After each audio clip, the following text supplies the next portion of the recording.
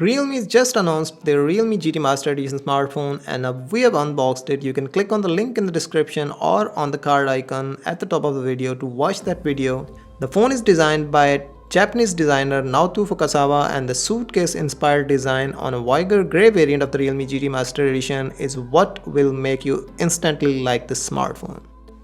And for a starting price of almost $400, the Realme's GT Master Edition comes across as a no-brainer, and its specifications are also good enough to justify the price that it falls in.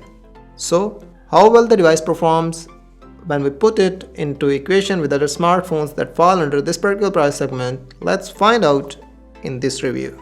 Let's talk about the design, and the color that we received is Viger grey color of the Realme's GT Master Edition, and it looks like a miniature suitcase. Realme said that because the pandemic forced everyone to stay at home, the phone will let people experience a part of their previous vacations when they look at the phone. As far as the holding of the phone is concerned, it is easy to carry and it does not cause any pain because of its good grip, less thickness and lightness, which is why I found myself keeping the smartphone in my hands rather than keeping it in my pockets. This phone has three variants. The GT Master Edition uses vegan leather with a matte finish on our unit, while the other units are available in Luna White and Cosmos Black and features glass on their backs. By using a mix of polycarbonate and vegan leather in Viger grey color options, Realme played a masterstroke here. And I can confidently say that under this particular price segment, it is one of the finest design that you can get your hands on. Realme also ships a silicone mobile cover for the GT Master Edition, and it has the same suitcase-like design. But the phone clearly does not need a mobile case, at least for the purpose of maintaining its look, because it has a matte and textured finish and it does not retain any fingerprint marks on its back.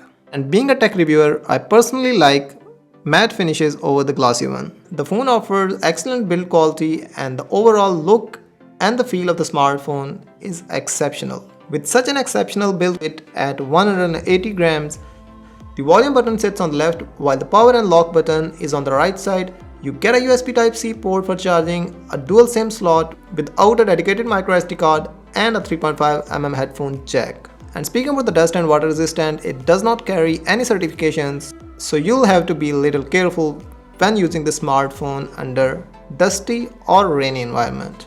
There is a 6.43 inches Super AMOLED panel at the front with 120Hz of refresh rate and 360Hz of touch sampling, with thin bezels at the top, left and right, although the bottom ones are slightly thicker.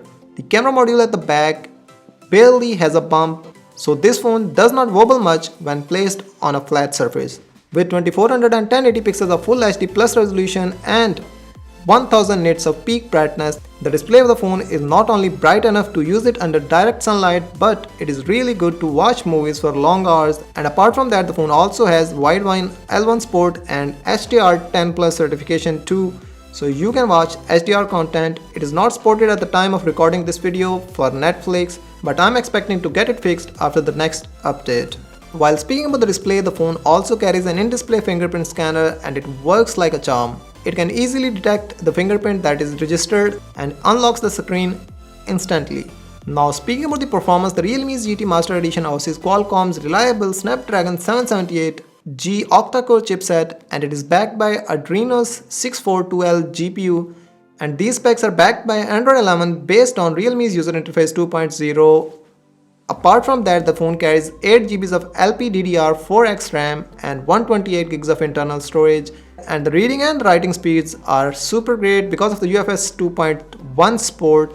And now speaking about the Realme's GT mode, which boosts the dynamic RAM expansion up to 5GB feature.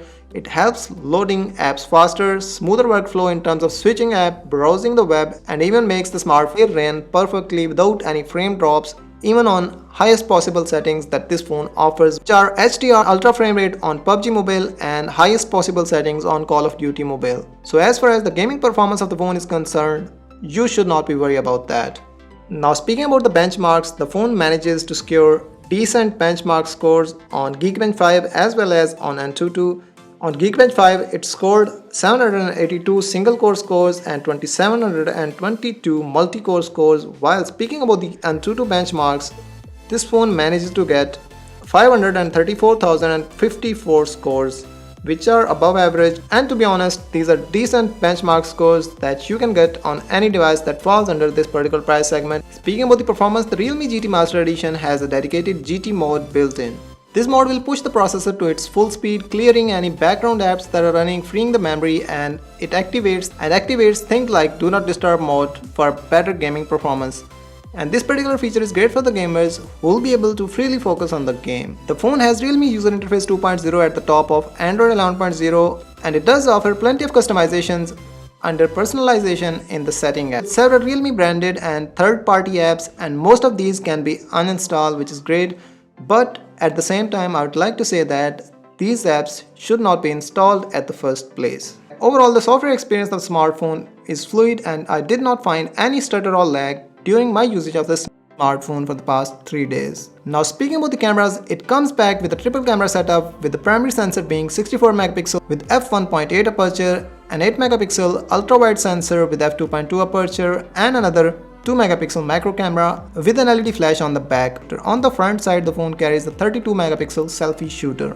And the phone is really capable of taking good photos in both regular sunlight and night modes. And the most impressive feature in terms of the camera is its autofocus. It locks the subject swiftly, and the resulting images contain a lot of detail with nearly accurate colors. The ultra-wide shots of the phone are also decent, and the phone succeeds in capturing wide area in the scene of the frame. The night mode pictures too come off impressive, and they manage to keep the dark essence of the night sky. And the phone features a 32 megapixel f2.45 Sony's IMX615 sensor as a selfie shooter, and it takes decent selfie photos under normal sunlight and even in a controlled environment indoors. And it manages to retain the color tone of the face, but I noticed a tinge of skin smoothing. The phone does offer a lot of customizations in the camera app, and you can choose from a variety of filter and editing tools, and even adjust the size of chins, cheeks, eyes and nose too.